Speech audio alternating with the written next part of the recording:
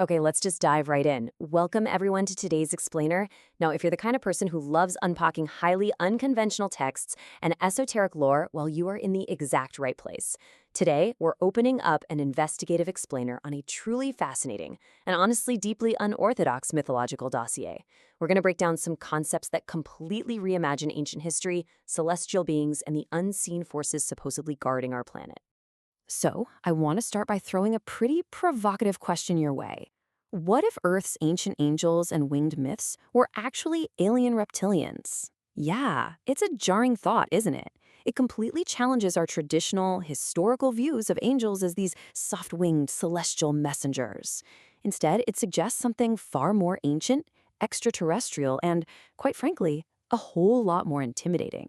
Now, our source text for today's explainer is a book titled Reptilians Strike Back I. Specifically, we're going to do a deep dive into the esoteric claims presented in Chapter 2 of this text. And just a quick reminder, our goal here isn't to prove or disprove anything, but just to clearly and objectively unpack the incredibly detailed universe that this book builds. Let's open our first dossier file. Section 1. The True Identity of the Guardian Altarians. According to the text, the beings from the Altair star system, who are actually often referred to in Japanese mythology as hikoboshi, well, they aren't just formless spirits. They're described as literal pterosaur-type reptilian beings. And the absolutely crucial point here is that they possess physical bodies capable of actual flight. So unlike your traditional gray aliens who need UFOs to zip across the sky, these Altarians are physically winged creatures. So, you might be wondering, how long have they supposedly been here?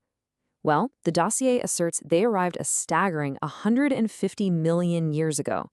From there, the text traces their influence through ancient times, noting a very specific presence within the ancient Inca Empire, all the way to the modern day, where they're said to operate as spiritual defenders. Talk about a massive span of influence. Moving right along to Section 2, the origins of Tengu and Garuda.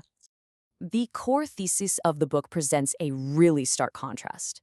On one side, we have our classic human understanding of these myths, right? Divine birds in India like Garuda, mountainous bird demons in Japan, celestial messengers in the West.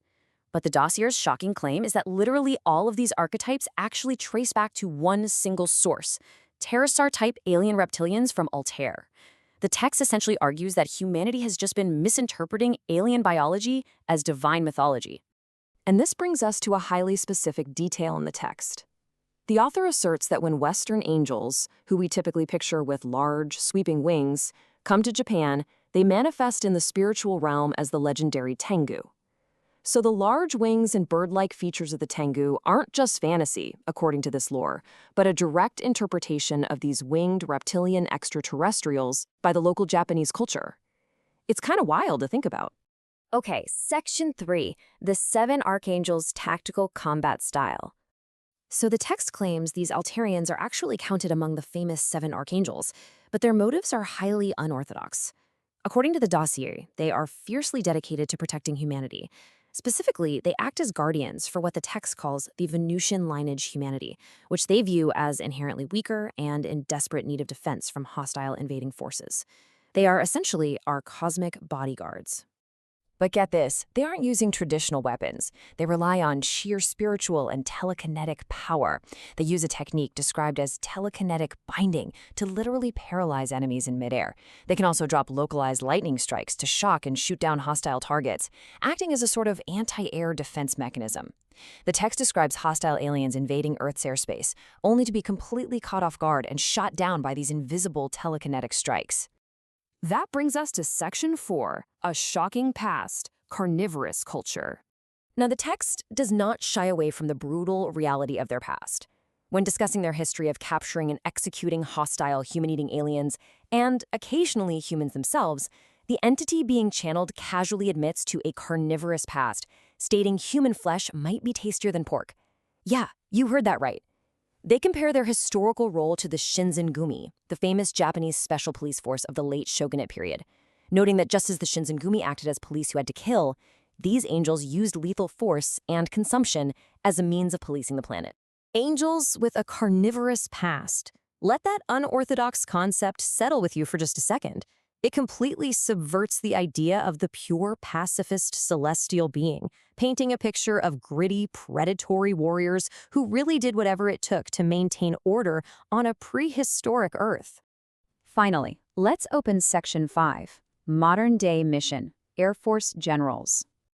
While they supposedly no longer engage in those ancient carnivorous practices, the text claims they are very much still active today. They often take the form of dragon gods protecting Buddhism, and they serve as self-proclaimed Air Force generals guarding the religious organization. They basically see themselves as the defensive umbrella, providing aerial and spiritual overwatch against negative forces.